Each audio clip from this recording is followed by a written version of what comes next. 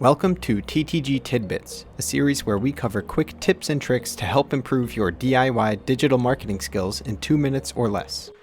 Today I'm going to be showing you a great website that you can use to find some free sound effects for your video or audio projects. The website's name is Freesoundorg, and it features a bunch of user-created content for sound effects.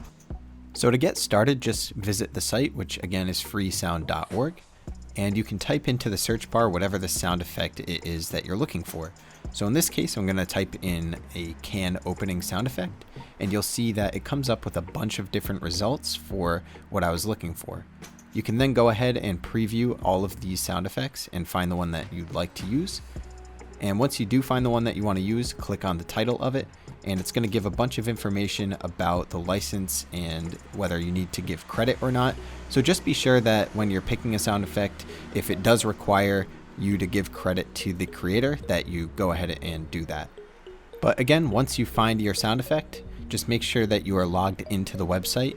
And once you're logged in, there should be a download button on the details page for that sound effect. And then it will give you access to the audio file itself, which you can then use in your video or audio projects.